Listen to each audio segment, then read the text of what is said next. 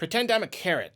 Hello, my heroic and perfectly calibrated friends. Arlo here, and today we've got an extra spicy review, an extra saucy review, an extra chunky salsa and sour cream, and a side of chips? What are we talking about? It's Skyward Sword HD! Over the years, and especially since the remaster's announcement, I have been outspoken in my opinions on Skyward Sword. When I first played the game way back in 2011, I absolutely loved it. It was epic. It added so much to the series. The motion controls made it really immersive. I had some problems with the story, but overall, it was just great. But then, a few years later, I picked the game up again and had a very different experience. Most of its novelties had worn off, and its many issues now seemed much bigger and uglier. By the time I got to the end, I realized I really didn't like Skyward Sword that much after all. The hype had to wear off for me to realize how much that hype had been affecting my opinion the first time around. So when Nintendo announced that Skyward Sword HD was coming to Switch, my first reaction, as you might have seen, was one of annoyance. I really did not want to have to play Skyward Sword again. And I easily could have skipped reviewing the game if I wanted to. But after learning about all the new enhancements and quality of life features, I knew I had to give the game another go. Because even after my unpleasant second playthrough, I knew that it had a lot going for it. It was just dragged down by a lot of garbage. Would I be able to appreciate the game more if some of that garbage was cleaned up a bit? Well, that's why we're here today, to answer the question, is Skyward Sword HD a legendary first chapter in this beloved series, or does it feel more like a wild goose chase? I'm gonna let that one sink in. Okay, let's find out. Whoosh! Oh.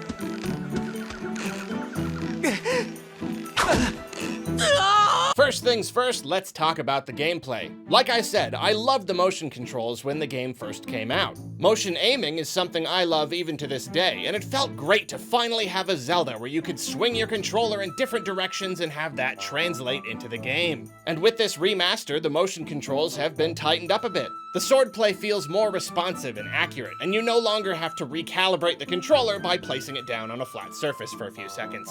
The thing about motion controls, though, is that beyond gyro aiming, I'm just kinda done with them. So this time around, I went with stick and button controls, and I've gotta say, for the most part, they work great.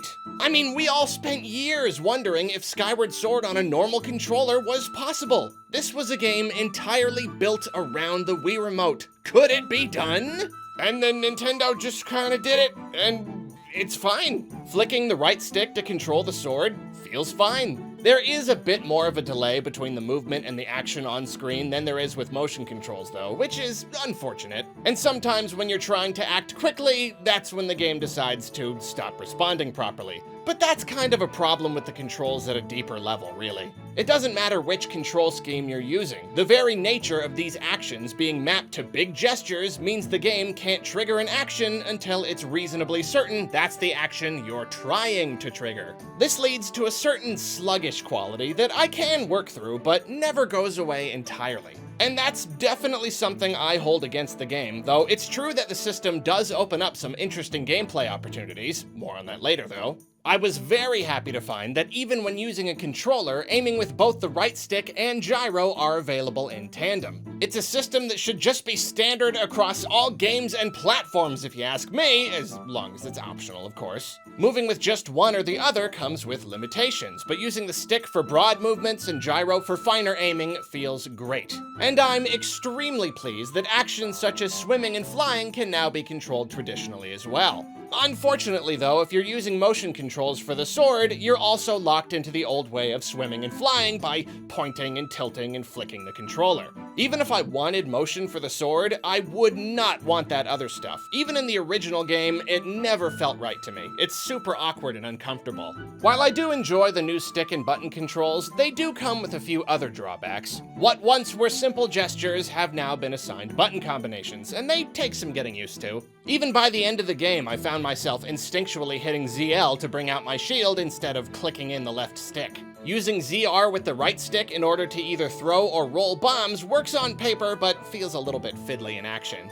If there's another problem I have with either control scheme though, it's how items work. Over the course of many Zelda games over many decades, the system of assigning items to buttons, then pressing and holding those buttons to use or ready those items immediately has been drilled into me. If your bow is set to X, then it doesn't matter what you're doing. Just press and hold X to whip that bad boy out and draw it. Skyward Sword, however, only allows you to use ZR for items and only assign one item at a time, which in itself is disappointing. Worse though, you have to pull out an item first before you can use it, because if you press and hold the button, that's how you open the item wheel. And again, even by the end of the game, I found myself getting this wrong, holding ZR and expecting it to use my item instantly, fumbling with trying to pull out the right thing and use it the right way. Similarly, holding R brings up your secondary items such as bottles and shields, but these are awkward because they all work differently. You can equip and unequip your shields this way, and I can't tell you how many times I've tried to block an enemy without realizing I don't have one equipped, because that's just not something I've usually had to deal with in Zelda. But then if you grab a bottle, you've got to press A to use its contents, not R like you would think. I know it seems like a little thing, but it's just kind of a mess. On the plus side though, it is pretty nice having a way to equip all this stuff without needing to pause. All your items are right there on their respective wheels, and once you get a feel for their positions, you can switch them out pretty quickly as long as you don't fumble with that ZR button. It's not perfect, but it makes the act of pausing and manually moving your items around your buttons like in the older games sound very archaic. Another drawback to stick and button controls is that you can only control the camera by constantly holding down the L button. I understand that this was an awkward choice for them, seeing as the right stick is otherwise tied up with the sword, and I'm not exactly sure what a good alternative would be, but I would have liked to have at least a couple other options to play with. Using L to toggle between camera and sword would be nice to try. As it is, it's not terribly hard to get used to, but it does cause me some finger cramping after long play sessions, especially when playing handheld. On the subject of the camera though, if you can look past that little bit of awkwardness, oh my gosh, this is a game changer! What a free camera does for the raw, moment-to-moment enjoyability of the game goes far beyond what I expected. It's a very puzzly, platformy game where you're constantly taking in your surroundings and figuring out exactly how to get where you're trying to go. And as such, being able to move the camera around makes all that 5 times easier and more comfortable. That is an exact figure, I did the math! And on that same note, the improved presentation also does more for the game than I expected. The original game always looked really jaggy and muddy to me, even when compared to Wind Waker and Twilight Princess. Even worse, it tried to cover this up by applying a weird blur filter to faraway assets. This was supposed to look painterly, and most people seemed to like it, but I thought it just looked bad. I also felt the art style, which could be described as a mix between Wind Waker and Twilight Princess, was the worst of both worlds. It wasn't as striking and beautiful as the former, or as moody and impressively realistic as the latter. However, coming in at a clean, crisp 1080p resolution with improved lighting, it does look a lot better. After all this time, I can better appreciate how the style fits the subject matter fine, and it seems that they got rid of that gross filter, which helps things a lot. I will admit that without that filter, it's much easier to see where the game stumbles graphically, and there are moments where the style gets a little lost amid the new lighting engine. But I still prefer this over the original. I'll take a smooth image any day of the week. Most importantly though, that frame rate. I had no idea I would care this much about the new 60 FPS frame rate, but holy cow, it just feels great! All by itself, maybe I wouldn't have cared quite as much, but combined with the better graphics and free camera, it makes for a vastly more enjoyable experience. Even though it would have certainly been nice if they'd taken the time to touch up some of the game's actual assets, these elements working together make it feel like a substantial upgrade. The kind that make the original game that much harder to ever go back to. And speaking of which, there are even more reasons this version is much more fun to play. They've made the game's intro move a little faster, which is something I never cared too much about, but it's still really nice. And anyone who never played the original, I cannot properly express to you how annoying the item descriptions were. The Wii had no sleep function, and every single time you turned the game on, it would pretend you've never picked up an item in your life. Every material and bug would give you a little description and show how it was going into your inventory. every single time. But now that's just gone, and it seems like a silly thing to have gotten mad about, but it can't possibly be overstated how much better the game is now. And then there's Fi. Oh, Fi, your constant babysitter, interrupting the game at every possible turn, holding your dear little hand and making sure you don't have to do any thinking for yourself.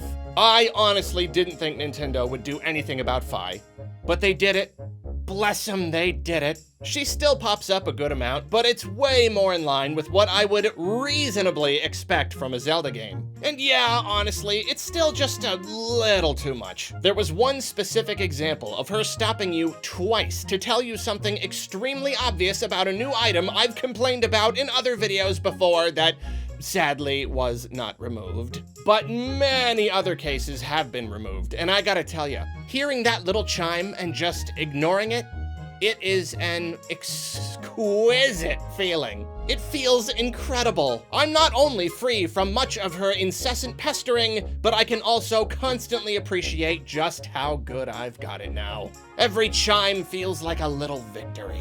And again, it may not sound like it was that big a deal in the original, but it absolutely was, for me at least. Fi and the item descriptions alone were enough to sour my second playthrough to a huge degree. It's hard to have fun with a game when you're constantly yelling at it to just shut up and let me live my life already! So because these things have largely been fixed, and because of the other enhancements, this remaster truly has been the best opportunity for me to finally judge how much I like Skyward Sword. So now that all the changes are out of the way, why don't we get to the game itself? Like I said earlier, even when I was in love with Skyward Sword, I still had problems with its story. And after another playthrough, my stance on it remains mostly unchanged. No big spoilers, obviously. I'm mostly covering stuff here that's explained in the game's opening and even in a lot of the marketing material. But if that's still too spoilery, then skip to the timestamp shown on the screen. From where I'm standing, the way the plot plays out is extremely basic, and even annoying sometimes. There's very little in the way of interesting plot points or developments. Almost the entire thing boils down to a mix between follow Zelda and narrowly miss her every time, and track down the MacGuffins. All previous 3D Zeldas had linear strings of objectives, but those objectives managed to feel a little more natural because of how they were presented, or there was more interesting plot stuff going on between them. But when all you've got is go find Zelda or go fetch this thing, it's hard to stay motivated. Even if functionally Skyward Sword is basically just like all the other Zeldas where you've got to go collect MacGuffins, it doesn't do a very good job of making you feel like you've got some sort of agency or that you're doing something interesting. I'll talk more about the game's structure in a bit, but first, another really big problem I've got with the story. Nintendo has always marketed this game as an origin story of sorts, and yes, it is indeed the first adventure on the timeline. On the positive side of things, it doles out some mind-blowing lore revelations that change the way you look at the world of Zelda, especially at the end. The whole ending sequence is also pretty darn epic, with some really terrific writing. I can certainly appreciate the good stuff the game provides, but apart from those couple revelations, as a, quote, origin story, it misses more opportunities than it capitalizes on. If the game were an origin story, it would show you how the series came to be what it is. But instead of actually showing you, mostly it just tells you. It tells you vague stories about gods and deities and prophecies. You know, like how every single other Zelda game set after it already does. Everything you do, you're only doing because you're the chosen hero and because you're fulfilling an ancient prophecy. You were destined to do all this. Everything around you was built just to test you. This is all happening because the goddess said it would thousands of years ago. I went into the game expecting to learn about how the Master Sword was actually created and how it was tied to the hero, especially because I knew that Fi was basically the personification of the sword. But the very first thing that happens when the story gets going is Fi pops out and is like, hey, this is the Master Sword. It was made to defeat evil thousands of years ago, and you're destined to use it, and I'm here to help you on this predestined quest. Gee, where have I heard that before? It's the same thing we've seen a million times, only now it's even more boring and straightforward than ever, somehow. And we're supposed to think it's more interesting just because it's the first time it ever happened? The game had a chance to show us the Zelda formula itself being written, but when everything I do was always meant to happen, and it was all laid out by the goddess thousands of years ago, it doesn't feel like I'm embarking on my own adventure or witnessing the origins of this story. It feels like I'm just connecting the dots, doing what I'm told, seeing the distant results of all the cool stuff that happened a super long time ago. To a degree, I understand why the story is set where it's set and why we're not seeing all the crazy stuff happening at the very beginning of time or whatever. And maybe this playthrough, I was a little less let down by it. But overall, there's so much more they could have done to make this feel like a true origin story. Back to how the game is structured though, even beyond the wasted story potential, sometimes it feels a bit like one big fetch quest. We're used to chasing down silly story objects, magic rocks, pieces of stuff, people, etc. But your objectives here feel so arbitrary. There are only 3 major areas in the game, and none of them are connected, which already stops the world from feeling as grand and cohesive as the worlds in basically every other Zelda game. And every time you've got a new task, you've got to go down and do that task in each area.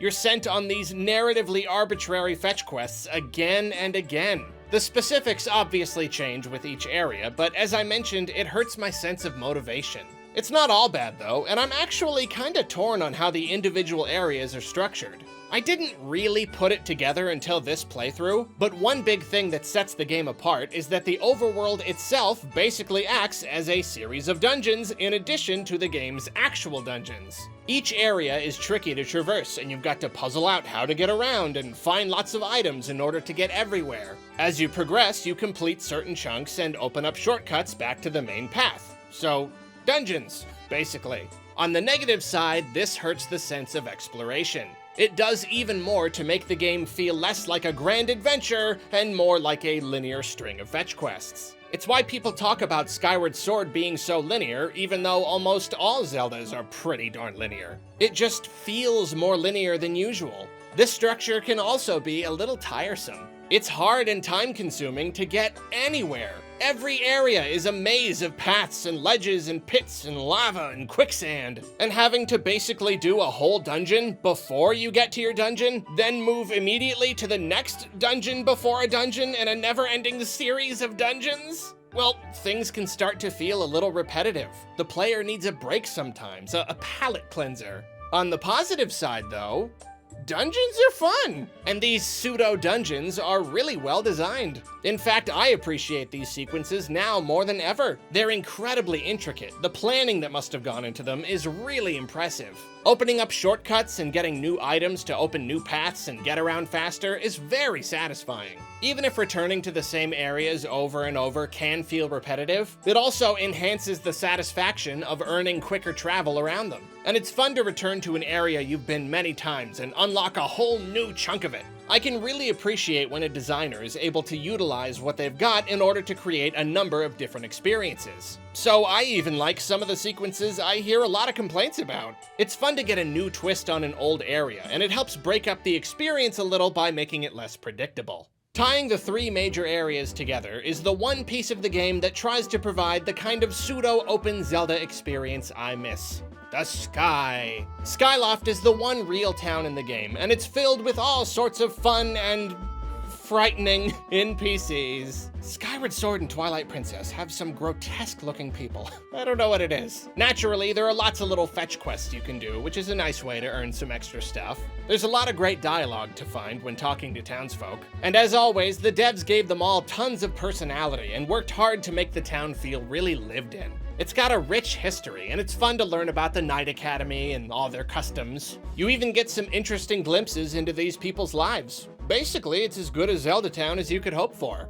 Unfortunately, apart from Skyloft and a couple other small islands, mostly with minigames on them, the sky is pretty barren. I mean, I never expected a full-on Wind Waker-sized world up in the clouds, but even taking its smaller size into account, it feels like there's still way too little to do. This was their one chance to let us freely explore an open area, but there's really not much in the way of actual exploration. Most of the land masses are just chunks of rock, and many of the others only house treasure chests. These are special chests that can't be opened until you find their corresponding goddess cubes down on the surface, however, so they're not even worth checking out until you can see that you've got an openable chest on your map. The whole goddess cube thing isn't a bad idea by any means. It's something to look out for when you're playing, and you get a lot of fun loot from them. But when you realize this is one of the only things you do in the sky, they start to feel less like a fun mechanic and more like something to fill out a barren area. It's particularly unfortunate that there's so little to do up here, because the concept of a Zelda game where you live on an island in the sky and fly on a giant bird and explore the forgotten world below the clouds is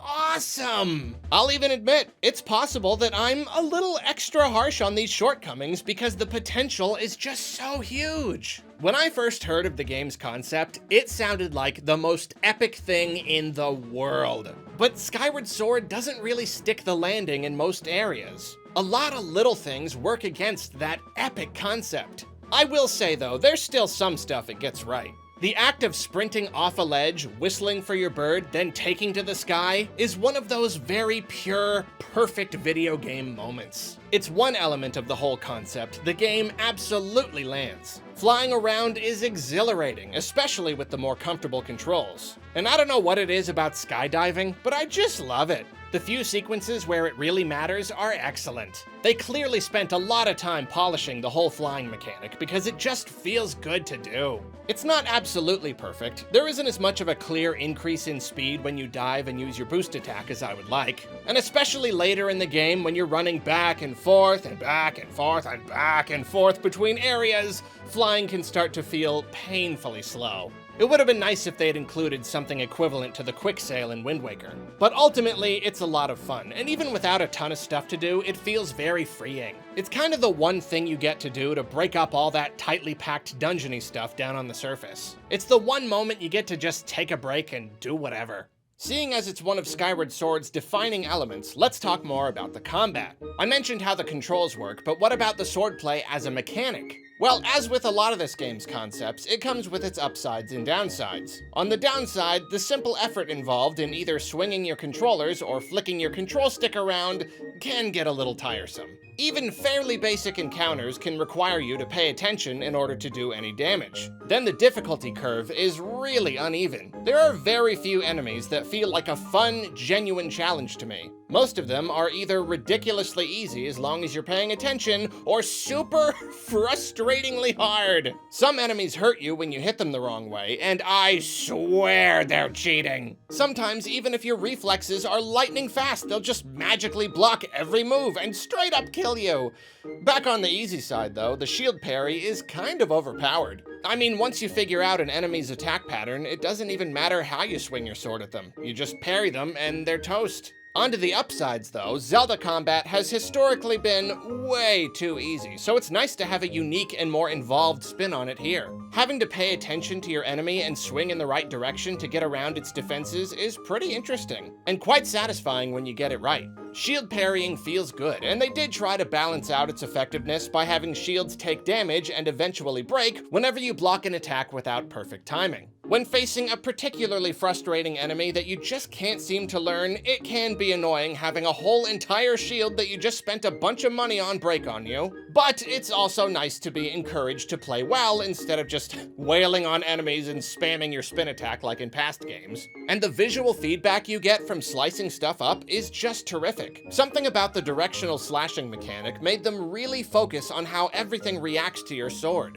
All your slashes are perfectly vertical, horizontal, or diagonal with no in-between. And cutting an enemy cleanly in two along just the right line is another one of those deliciously perfect moments. I will say that one of my favorite things is when you get to hit something in order to send it flying in a certain direction, and it just doesn't come up enough. There are one or two enemies that force you to hit projectiles in the right direction, but that's it.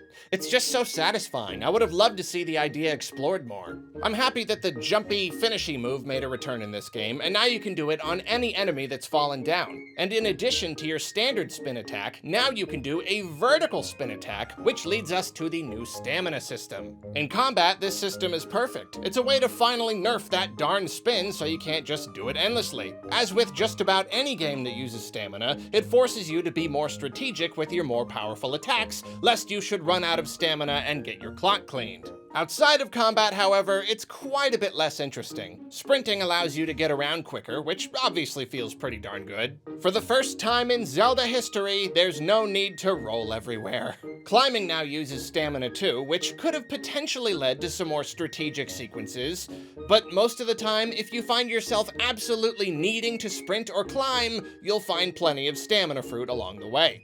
This basically negates the need to strategically conserve your stamina and makes the whole thing feel slightly frivolous. It's still kinda fun, and it's used pretty well in the desert, but the idea wouldn't be fully realized until Breath of the Wild. And speaking of new concepts that would later bleed into Breath of the Wild, let's talk about collecting materials and bugs. This right here is one aspect of Skyward Sword I am not torn on in the slightest. I've always thought this was just cool. Twilight Princess let you collect bugs, but the goal was always just to get one of each. In this game, bugs are everywhere, and you can use them to enhance your potions. There are a lot of potion varieties, and their efficacy can be improved dramatically. During this playthrough, I didn't mess with potions much, but it's a really cool option, and it's still fun to collect as many bugs as possible just in case. Whipping out the net and chasing them around is just too much fun. Then even better, throughout the world you can also find various materials in a myriad of ways. Some of these even come from monsters, and it's always nice to have a reward for fighting.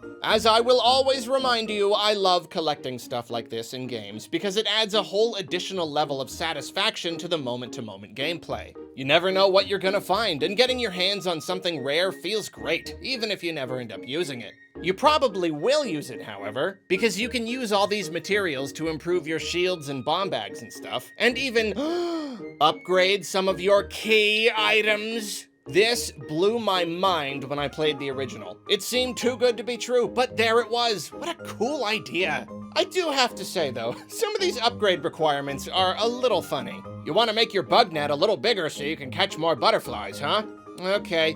Well, then I'm gonna need some flowers that went extinct 1,000 years ago, the raw physical manifestation of pure evil in crystallized form, and some tumbleweed. It's ridiculous. There are a few more new things Skyward Sword brings to the table, and the adventure pouch is a great one. As I mentioned in the section on controls, holding R brings up your sub-items. While I don't like how you access it, I love that this pouch exists. Older Zelda games just stick all this stuff on your pause menu and you can hold whatever you want. But now, everything goes into the adventure pouch, and space is limited, so you've got to choose what you want to have on you at any given time. It's interesting because both the adventure pouch and the new shield durability system show that removing something we once took for granted can be a great way to encourage us to think strategically. Space in your bag is now a resource. Do you want to hold multiple different shields for different combat situations? Do you want to prioritize potion bottles? Do you want to hold on to some of these cool emblems that do stuff when they're with you? Even upgrading your bomb bag and similar ammo holders isn't something you can just do in this game and be done with it.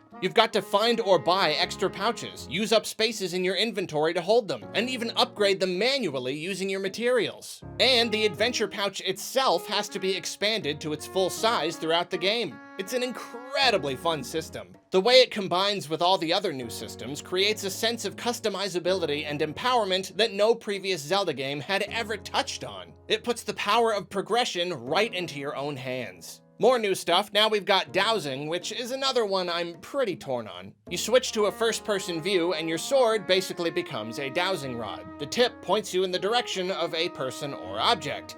The game already has a tendency to hold you by the hand and funnel you exactly where it wants you to go, so there are times when this can feel a little demeaning. I mean, it's no coincidence that this was the game they decided to introduce the mechanic in. They were trying really hard to win over casual Wii owners, so they did everything they could to point the player in the right direction. On the other hand though, dowsing can still be kinda nice. Since the world is so dungeony, it's sometimes fun tracking down an item and figuring out how to get it. Even a simple game of hide and seek can be a pleasant diversion. And as you move through the game, you get to assign different items to your dowsing menu so you can track down all sorts of stuff you might want. So there's a nice practical use for it as well. I've been pretty critical of Skyward Sword HD so far, and you might be getting the impression that I can appreciate some of it, but I'm largely disappointed and still don't think much of it. Well, if that's true, your impression is about to change. Because if there's one thing I've come to appreciate more about Zelda games over the last few years, it's dungeon design.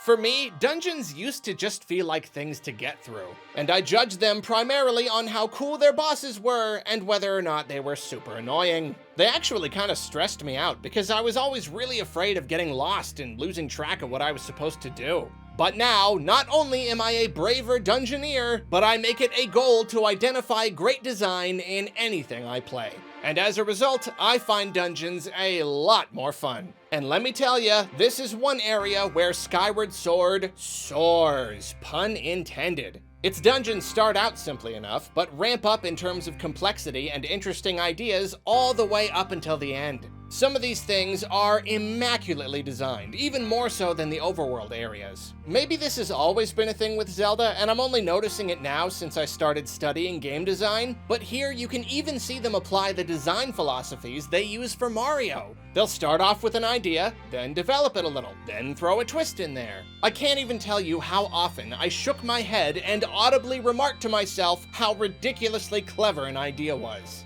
And the funny thing is that in one way, these dungeons have been simplified over their predecessors. Zelda is known for spreading dungeons over multiple floors, sometimes a lot of floors, but the bulk of these ones take place on one big wide floor.